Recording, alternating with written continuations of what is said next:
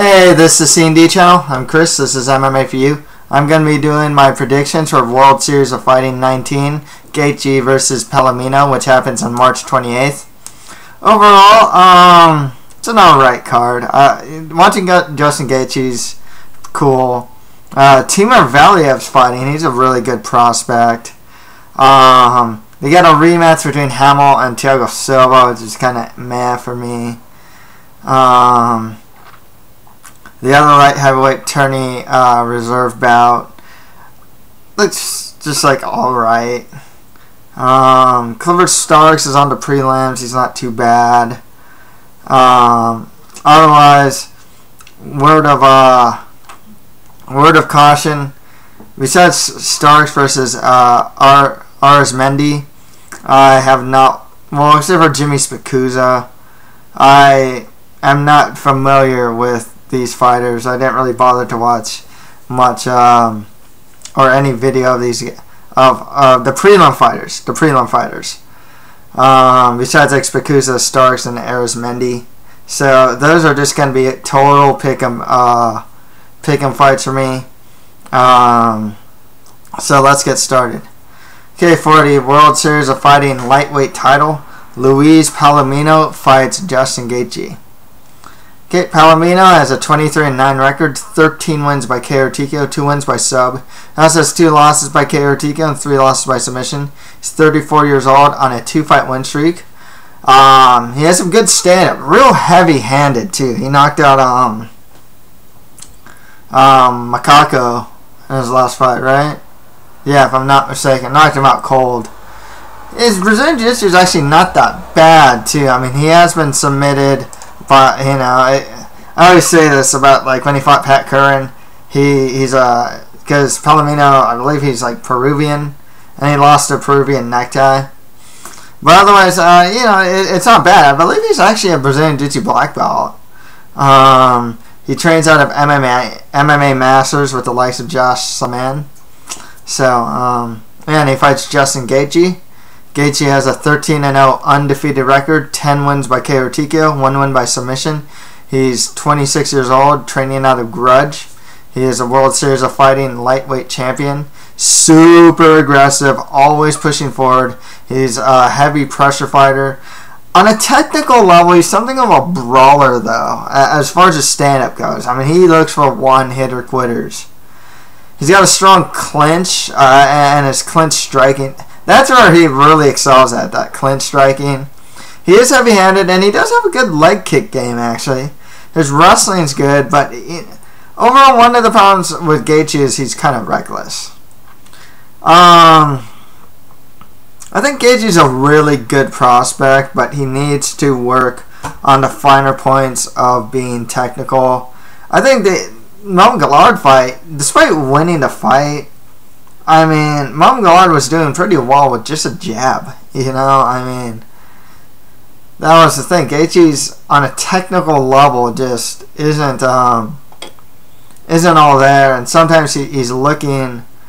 A lot of times he's really looking for that like one strike knockout sometimes, to the point where like he gets sloppy. I mean, it's one thing, you know.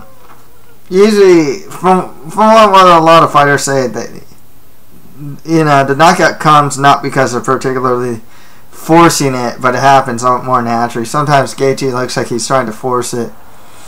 Nonetheless, I like Gaethje's pressure fighting to win this one.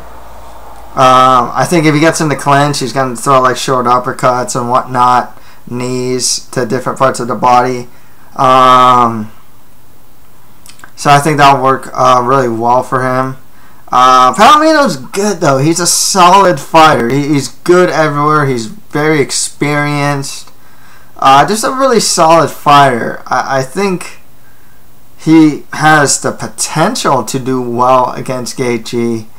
Maybe land up some of his own shots. But ultimately, I think that Gaethje's pressure is going to win out in this fight. So Justin Gaethje for the win there. Next fight after that, Matt Hamill fights Thiago Silva, and this is a light heavyweight tournament opening round bout. Thiago Silva has a 16-3 record with 2 no contests, 12 wins by KO TKO. 2 wins by sub. He's 32 years old on a 2-fight win streak. Training at the Black Zillions. He's actually defeated Matt Hamill by unanimous decision on October 2013. That was actually the last time that Matt Hamill's fought, too. Yeah, that's the last time Matt Hamill's fought. And maybe even Thiago Silva. I got to double check on. Yeah, it is. And that was also the last time both of them fought. It was back in October 2013 against each other. With Silva, he's kind of like a Muay Thai brawler with heavy hands. Really aggressive. He is a legit Brazilian Jiu-Jitsu black belt with really good ground and pound. His offensive wrestling is actually not too bad. His cardio, though, isn't the greatest. Matt Hamill, 11-5 record, 6 wins by KO or TKO, 4 wins by decision. Has those 2 losses by KO or TKO. He's 38 years old. He's only won 1 of his last 4 fights. Last fought on October 2013. He is a good wrestler with some good takedown defense. His striking's kind of average. His defense isn't very good. His cardio, especially at this age, just isn't that good either.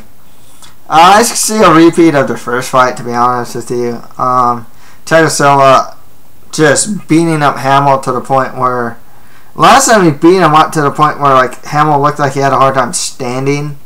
I think just Silva just has a better stand-up, trained at the better camp. He's a younger fighter, probably a more aggressive fighter, so Thiago Silva for the win there. Next fight after that, Jake Heun fights Teddy Holder in a light heavyweight tournament reserve bout. Jake Heun, 7-3 record, 4 wins by KO or TKO, 1 win by sub. All 3 of his losses are by submission. 27 years old, 6'2", whereas Teddy Holder's 6'4". He's on a 2-fight win streak and trains out of ATT. Heun has some good wrestling. Stand-up's just average. His submission defense isn't that great, though. I remember when he fought in the Ultimate Fighter, and he was winning the fight really well. He's on top in guard and just gets like armbarred and taps. And he's fighting Teddy Holder, has an 8-1 record, 6 wins by KO or TKO, 2 wins by sub. He also has 1 loss by submission. He's also 6'2". Okay, I thought he was tall. I thought he was 6'4". He's on a 7-fight win streak, but he's never been past the first round, so you don't know anything about his cardio. He is a finisher. From what I've seen from him, his stand-up's not too bad. He does have some pretty heavy hands. His offensive takedown ability is not too bad either. His takedown ability is a bit questionable. I watched the fight. I saw like 2 or 3 of his fights. One of them was against Sean Salmon. Sean Salmon. And he got taken down like twice in that fight. So that gives me some cause for concern here, because Jake Heun is a wrestler. Now here's the thing. I'm actually going to go with Teddy Holder for this. But, 1, I don't know anything about Holder's cardio. 2, I don't know how well he can defend the takedowns. So I'm not super confident in his pick at all. I just remember Jake Heun when he fought, was it Richard Odoms? He did really well. He took him down, ground and pounded him, went to mount. Then he got tired out and got finished by Richard Odoms. You know, and it's like, the problem with Heun is, and this isn't, it's not the first time I've seen this with him. He'll win until he loses. That's the type of, that's how a lot of his losses happen, Not all of them. Just some of, at least 2 of them. That Ultimate Fighter one, that fight against Richard Odoms, it's like, he's winning, and he's doing really well, too, until he loses, by like a submission or something, whether he gets tired or something. So, that's, on a skill set level, especially with Heun's wrestling, I think he's probably more than likely the better wrestler here. Could probably get takedowns on the Holder, but I don't know. It's just that's kind of nagging at me, I suppose. That's why I'm going to go for Teddy Holder here. Once again, there's a lot of unknowns about Teddy Holder, though. I don't know much about his cardio because he's never been past the first round, or anything like that.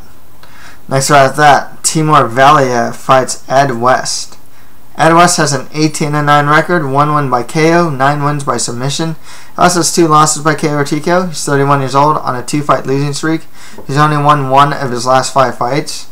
He trains out of Apex MMA with the likes of George Roop. He has a Taekwondo style stand-up. He throws a lot of kicks. He uses a lot of movement, usually backwards movement. His wrestling's actually not too bad, and his Brazilian Jiu-Jitsu's not too bad either. Timur Valiev, 8-1 record, 3 wins by KO or TKO, 1 win by sub. 25 years old on an 8-fight win streak. Trains out of Jackson Winklejohn. I watched his fight actually. I rewatched his fight against Aquaviva. It was in World Series of Fighting, so it's a pretty recent fight. He won with the flying knee, and that's actually something I noticed about his style. It's really unorthodox. He has good stand-up. His knees are good. But he throws a lot of kicks. Some of them are pretty unorthodox. He'll throw the spinning hook kick and stuff like that. He's also really aggressive, too. I mean, he actually throws a lot. There's some cause for concern. He kind of has a hands-down style of fighting. But another thing I really liked in that fight was his offensive takedown ability was pretty good as well. I'm pretty high on Timur Valiev, actually. I'm going to go with him for the win. I think he has more power than Ed West. I think he can kind of match kick for kick with Ed West as well. Maybe even get a takedown on him as well. Going to the prelims, Clifford Stark fights Eddie Arizmendi. Arizmendi has a 15-6 record, 6 wins by KO TKO, 7 wins by sub.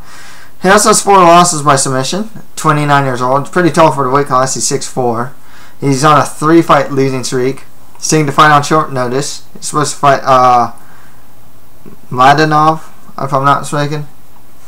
I saw one of his fights. It was very systematic. You know, he showed some good stand-up. The fight hit the ground. He managed to press him out, threw some ground and pound, and he got the choke. You know, that's kind of what I saw from him.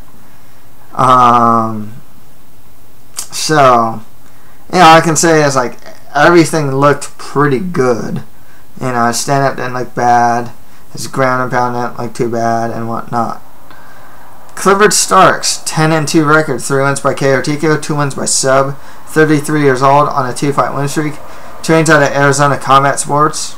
With Starks, he's a good wrestler. ASU, if I'm not mistaken.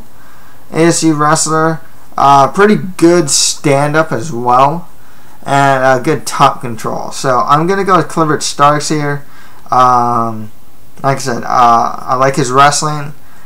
You know, he's a pretty solid fighter. He actually got a pretty quick exit from the UFC.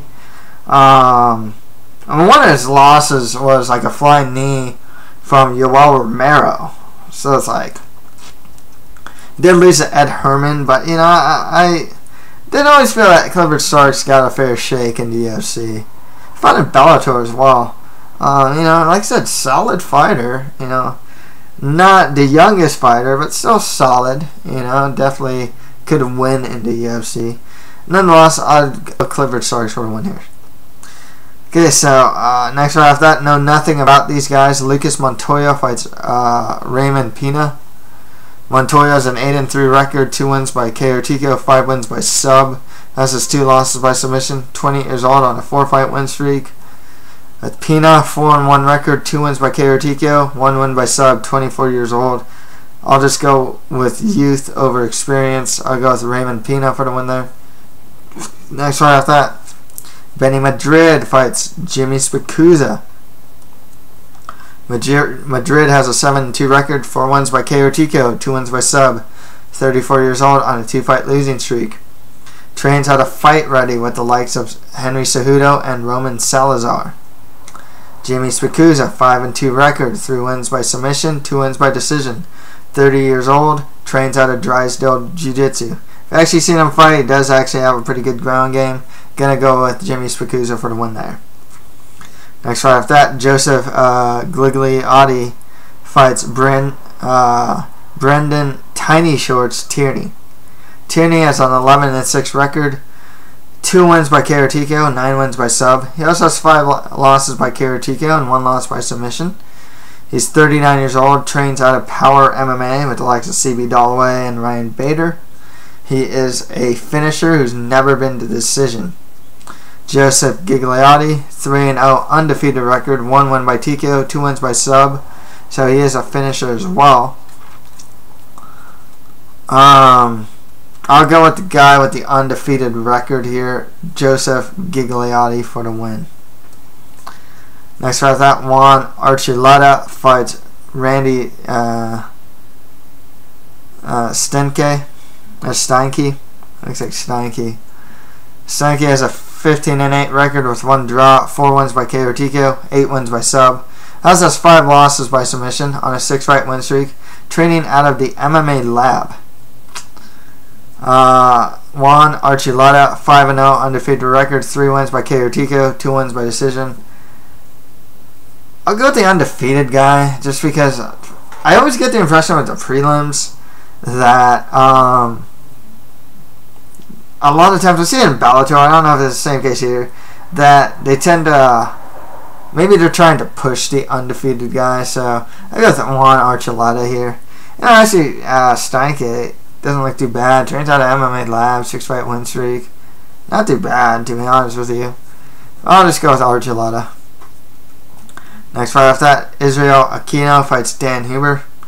Aquino has no pro MMA bouts. He's 2-1 as an amateur, with 1 of those wins being by submission and 1 of those wins by decision.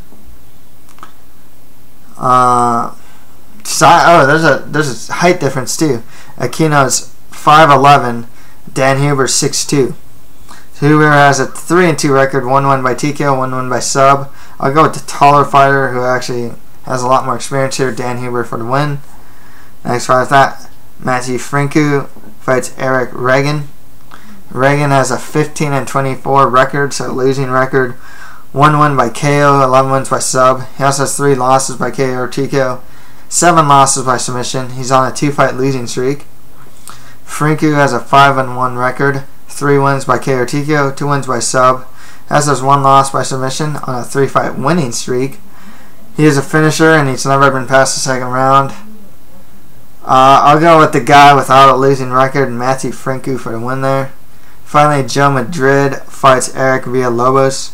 Villalobos has 1 win and 4 losses. 1 win by submission, 3 losses by KO or TKO, and 1 loss by sub. He's never been past the 2nd round. Joe Madrid, 4-2 record, 3 wins by KO or TKO, 1 win by submission, 24 years old, and he is a finisher. Once again, I'll go with the guy with the winning record, Joe Madrid. So, to recap, I have Justin Gaethje beating Luis Palomino, Thiago Silva beating Matt Hamill, Teddy Holder over Jake Heun, and Timur Valiev over Ed West.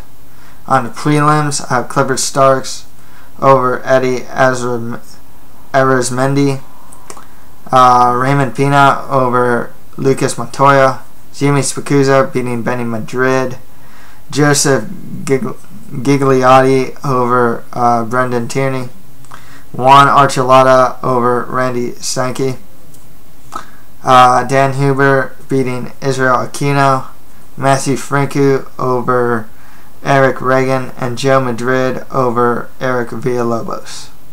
So that's it for my predictions for World Series of Fighting 19, Gaethje versus Palomino. If you have any comments, just leave them below. And that's it for MMA for you. Thank you guys very much.